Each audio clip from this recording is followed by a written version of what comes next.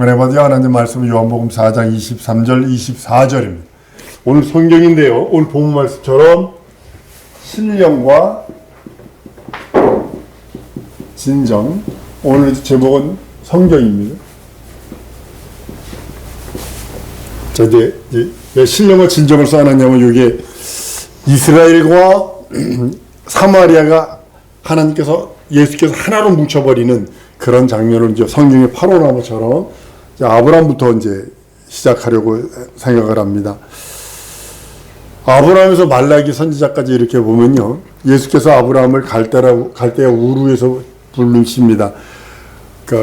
아브라함의 아버지가 뭘 했었냐면 우상을 만드는 일을 했었대요. 그러니까 하나님께서 거기서는 아브라함을 키울 수 없으니까 아브라함을 뽑아내십니다. 그래서 강을 건너는 자를 만들어요. 그래서 이브리라는 뜻입니다. 이브리가 강을 건너다 이런 뜻인데 그거에서 히브리가라는 말이 나옵니다.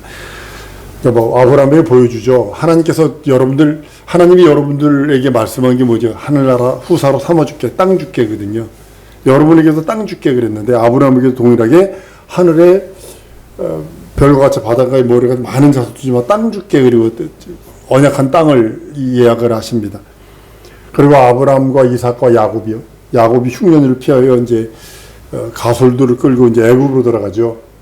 근데 먼저 애굽으로 들어간 자가 누구냐면 총리 대신에 요셉입니다. 요셉이 먼저 팔려요. 그러니까 아까 오전 시간에서 설교 말씀드린 것처럼 모든 것을 감사함으로 받으면 버릴 게 없어요. 요셉이 총리로 되기 전에 노예로 팔려갑니다. 근데 감사할 수 있을 것 같아요? 노예를 형들한테 팔렸는데 감사할 수 있겠냐고. 불가능합니다. 근데 요셉은 감사했어요. 그러니까 총리가 돼버려요. 한번 따라하십시다. 감사하면 버릴 것이 없다. 어떤 현실의 상황이 처해지든 요셉보다 우리들의 삶이 그렇게 나쁜가? 아니잖아요. 안 그래요? 요셉보다 내 삶이 그렇게 나빠요? 노예로 팔려가 봤어요? 감옥에 갇혀봤어요? 무고죄로 그것도 뭐냐면 쉽게 말하면 이 종놈이 나를 강간하려고 그랬다. 이 소리 들은 거거든? 그거 당연히 안 했잖아. 그러니까 요셉보다 낫다라는 거지, 그럼 감사하는 거예요. 데리고 들어갑니다. 전 식구들을 다 데리고 들어가요. 11명의 10명의 형들을 다 시험해가지고 다 데리고 들어갑니다. 그리고 거기서 430년, 약 400년이나 430년 동안 거기서 노예 생활합니다.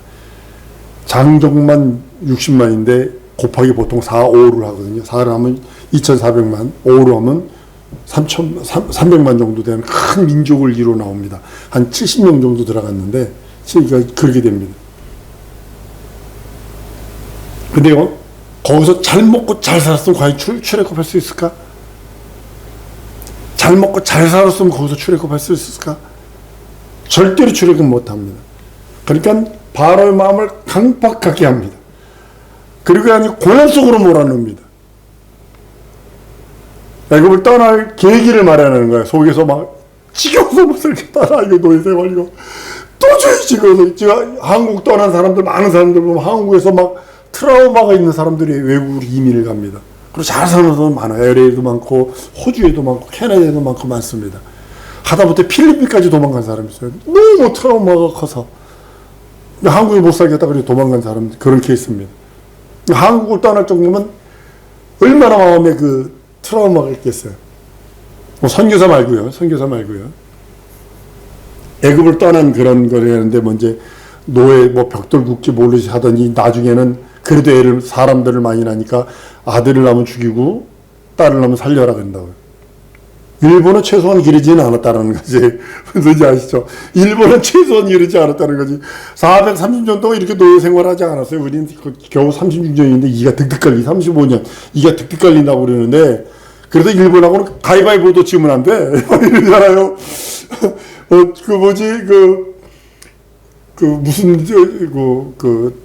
저거에서 보니까 북한 애들이 한국에 와가지고 이제 누구 총정치국 아들 데리러 왔다가 일본하고 축구한다고 그러니까 뭐야! 북한 사람들도 전부 다 한국 응원하더만 그런 것입니다만 하여튼 그런데 이스라엘 백성들이 탄식을 합니다. 하나님, 아브라함, 조상의 하나님, 아브라함, 이삭, 야곱의 하나님, 막 언약을 기억하셔서 우리를 놓아달라고 기도할 때 하나님께서 들으세요.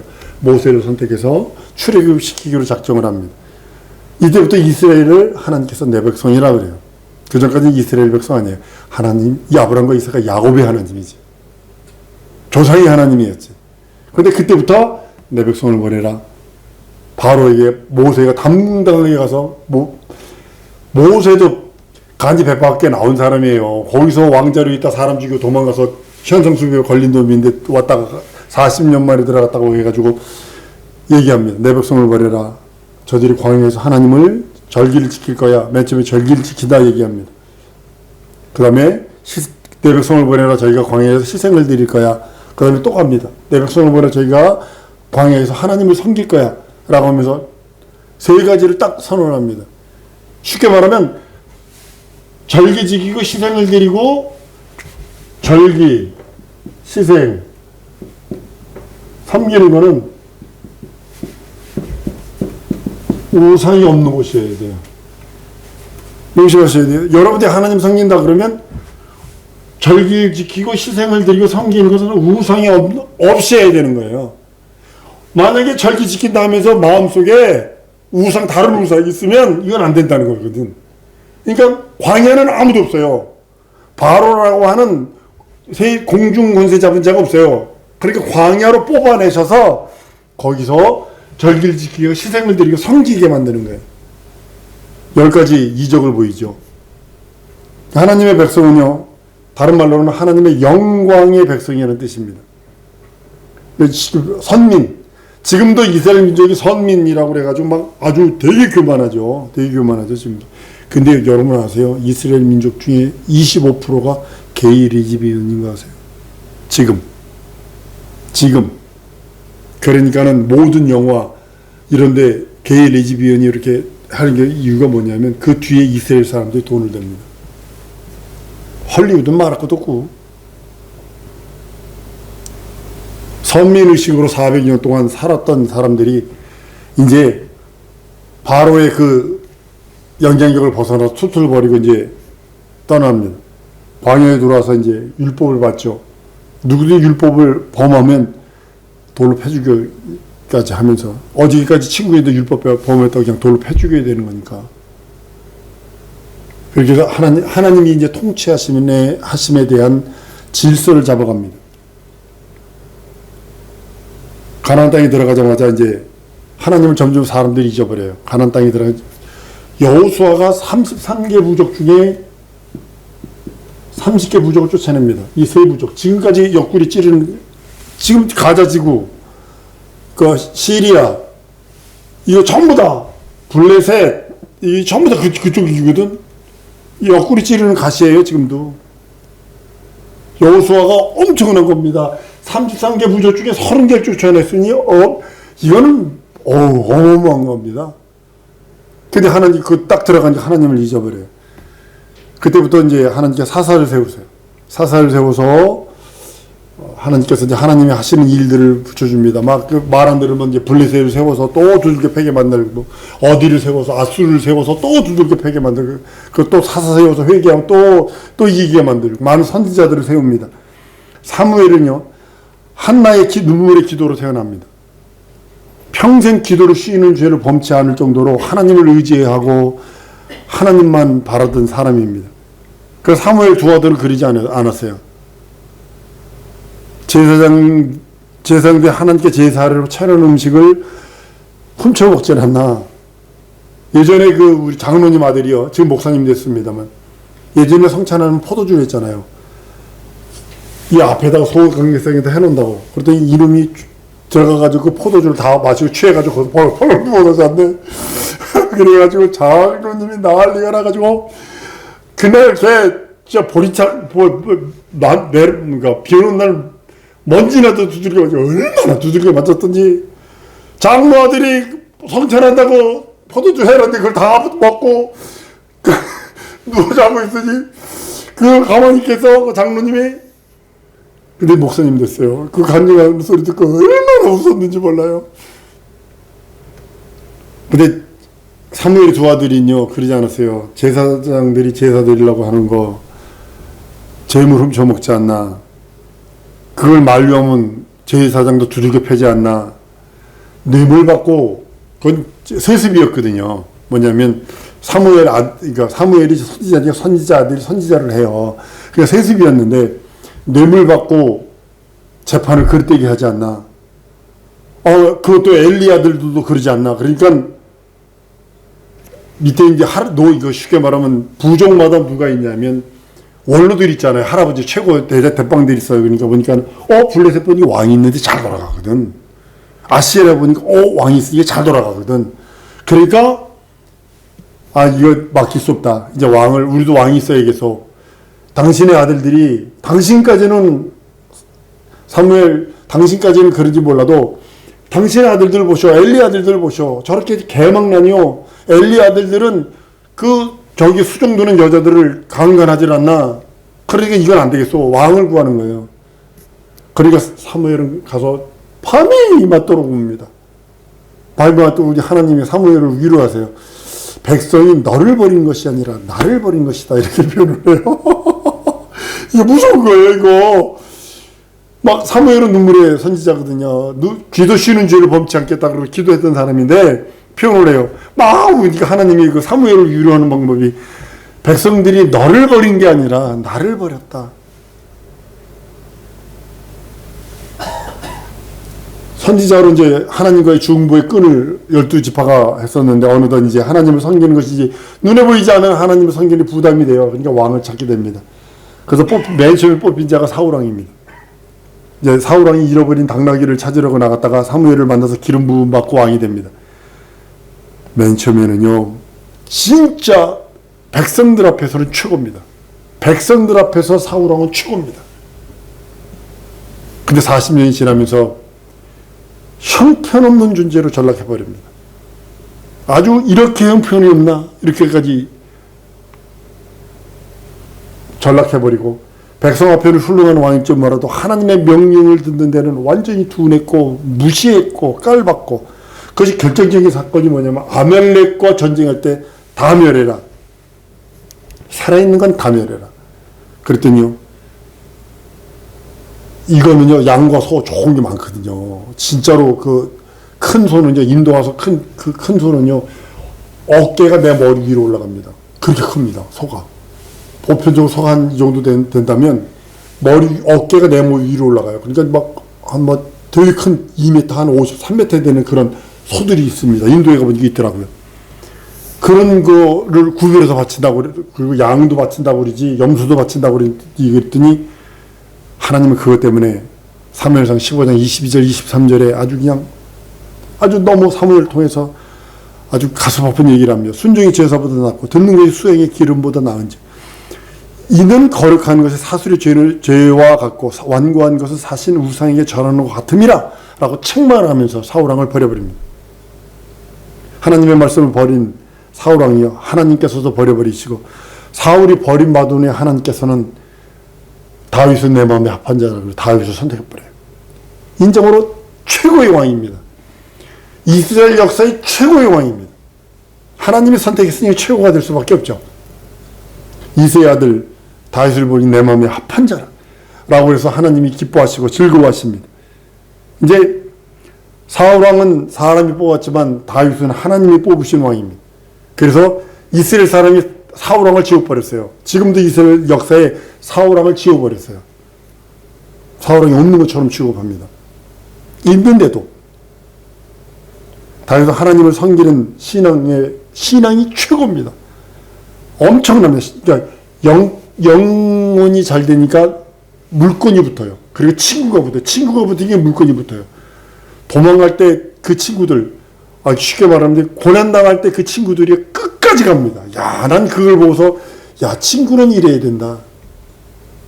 고난당할 때 돈 있고 명예 있을 때 친구가 아니라 돈 없고 눈물 나고 보리밥 먹고 진짜 배 곪고 힘들고 잠 못 자고 도망 다니고 그럴 때 친구가 진짜 친구다.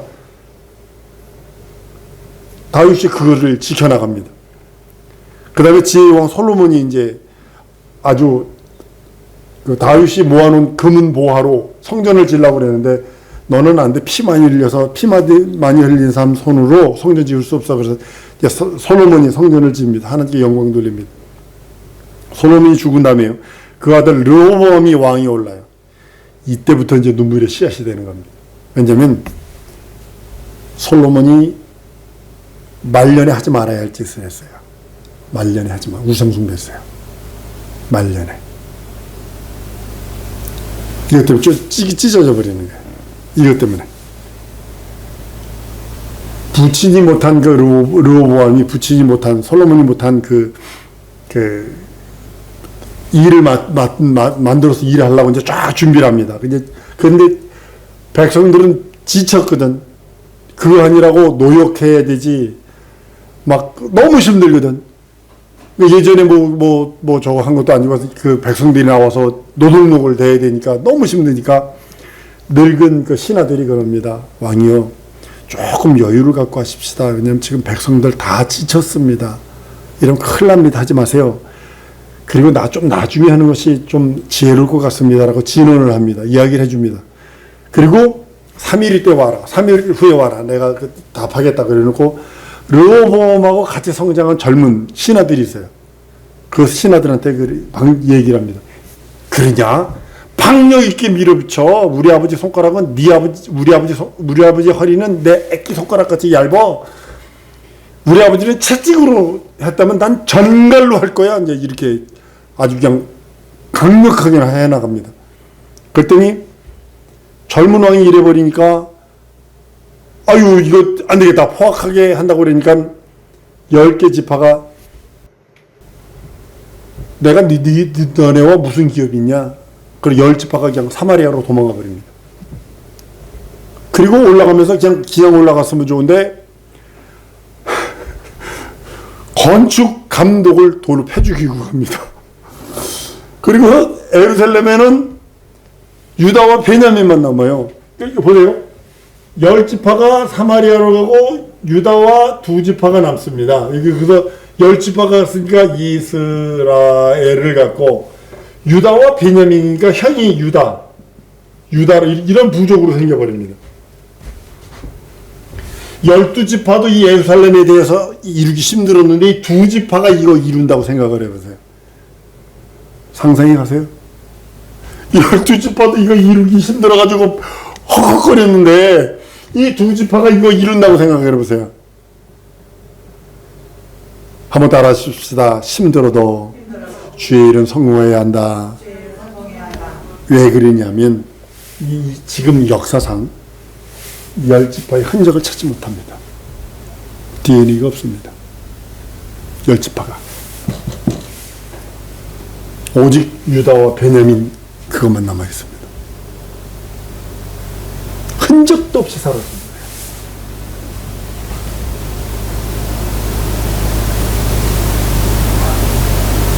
북이스라엘을 이제 옮겨서 가지요. 그러니까 북이스라엘 성도들도 사마리아로 갔지만 성전을 사모 안 하겠어요? 이스라엘 그 피인데 말씀을 사모 안 하겠냐고요. 그러니까 예루살렘으로 돌아갈 걸 생각하니까는 가슴이 쫄리는 거예요. 그러니까 베델하고 단에다 신당을 집니다. 걷다가 금송아지를 만들어 놓습니다. 그리고 유다 그 백성에게서 그 제사장을 보통 백성을 삼습니다. 뭐 돈 주면 이제 제사장 삼고 막 그래버렸나 봐요. 그래 하나님을 섬기겠어요. 그리고 얘기합니다. 반드시 예루살렘까지 가지 않아도 진정한 마음으로 예배하면 하나님이 받으셔. 여기를 보셔야 됩니다. 신령과 진정 그러잖아요. 진정한 마음으로 우리가 예배하면 하나님이 받으시는 거야. 그 얘기를 하는 거예요. 반드시 예루살렘까지 갈 필요 없어. 우린 진정한 마음을 가지고 진정한 뜻으로 하나님께 예배하면 하나님이 진정으로 하나님 받으시는 거야. 이렇게 얘기를 합니다. 그러니까 돈이 필요하거든요. 이스라엘이 갔으니까 돈이 없잖아요. 그러니까 이웃 나라들과 동맹을 합니다. 특히 아하방 두로 왕이 아하방 두로가 부자거든. 그러니까 거기 사친을 맺어요. 쉽게 말하면 정략 결혼을 해. 이세벨이 들어오네.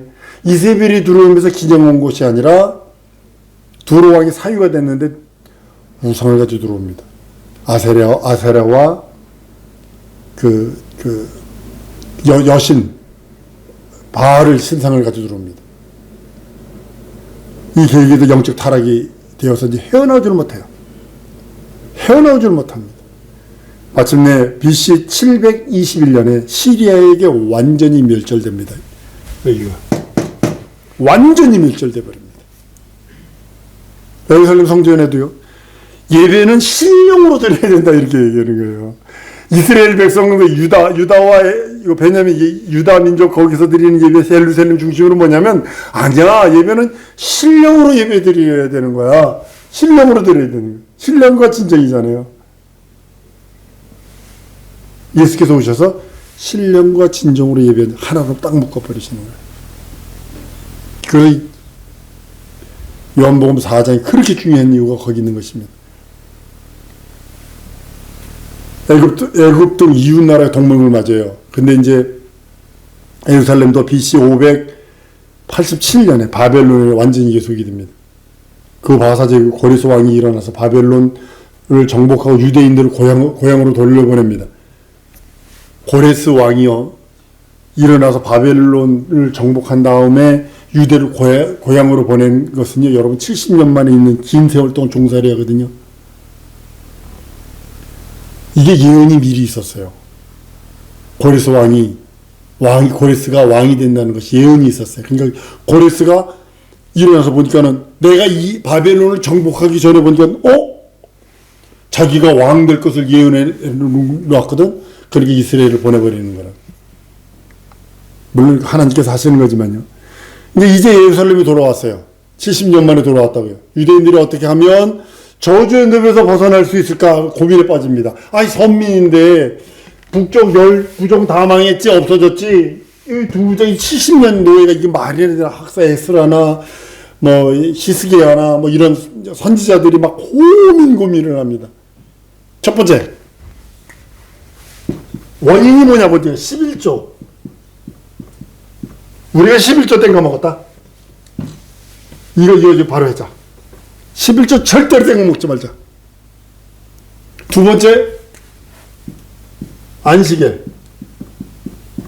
안식일 반드시 지키자. 예전에는 안식일 때도 이스라엘 민족 아닌 사람은 예루살렘 성전 밑에 와가지고 생선을 팔고 막 그랬다고, 안식일 날. 그러니까 이제 학사들이 에스라나 느헤미야 가가지고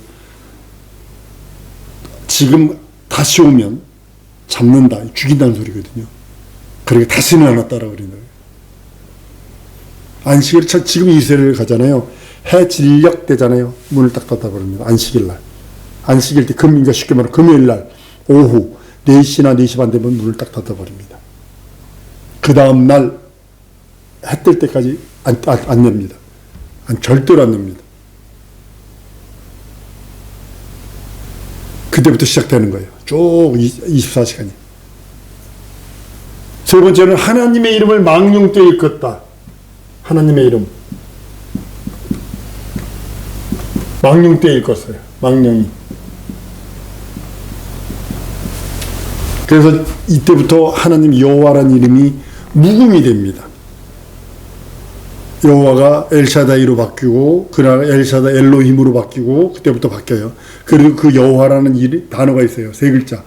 그 단어 나오면 이걸로 바뀌어요. 묵음으로 바뀌어요. 그냥 이걸로 바뀌어요. 네 번째로는 우상을 가까이 했다. 우상이 가까이 하지 말자. 그리고 다섯 번째는 무기들. 우리가 무기 갖고 있는 병거 갖고 있는 거 이거 자랑하지 말자. 이 다섯 가지를 가지고 저기 얘기를 합니다. 그리고 나서 말라기거든요. 여기가 말라기. 430년. 노예 생활 430년. 거의 달수도 같습니다. 여러분, 이 성경이 얼마나 무섭냐면, 노예 생활 애굽에서 노예 생활한 게 거의 430년 되는데, 말라기서부터 침례 요한까지가 430년, 거의 달도 비슷합니다. 날짜 거의 비슷합니다. 이게 무서운 거예요. 성경이 이래서 무서운 거예요. 이 430년 동안에 이 말라기서부터 시작해서 침례 요한까지, 예수님 오실 때까지 이 안에서 뭐가 생겼냐면, 바리새인, 서기관, 사두개인 인생입니다. 바리새인이나 이 사두개나 이런 사람들은요, 왕이 끝나고 선지자 끝나고 말라기 400년, 430년이 흘렀지만 바리새인, 서기관, 사두개인이라는 새로운 계층이 생겨서 바리새인은 유대교의 한 교파입니다. 그래서 율법을 지키면 거룩해지고 의로워질 수 있다고 주장하는 사람들. 그런데 예수님은 의로워질 수 없다. 행위로. 아주 외식하는 자로 몰아붙이시죠. 율법을 폐하는 자라고 말씀하십니다. 바리새 운동, 사실은 바리새 운동은요, 이거 바리시움에서 되게 거룩하고 성별되다 구별되다 이 뜻이거든요. 근데 사람이 해가지고 여러분 세상에 있는 모든 좋은 사람이 만든 기구는요 다 섞게 돼 있습니다. 사람이 만들었기에 다 섞게 돼 있습니다. 아무리 좋은 취지를 했을지라도 바리새인들이 이제 자기가 이제 막 의롭다고 여기고 율법을 지키는 자라고 여기고 이제 막 그러죠. 그다음에 두 번째가 사두개인들입니다. 이 땅에서 부귀영화를 누리는 것이 율법을 잘 지키는 거다고 이렇게 주장을 합니다. 그래서 하나님의 뜻 성취하는 거, 이 땅에서 잘 살고 잘 먹고 잘 사는 것이 천국이라고 여겼어요. 천사도 없고 뭐 천국도 영도 없고 아무것도 없다고 주장하는 자들입니다.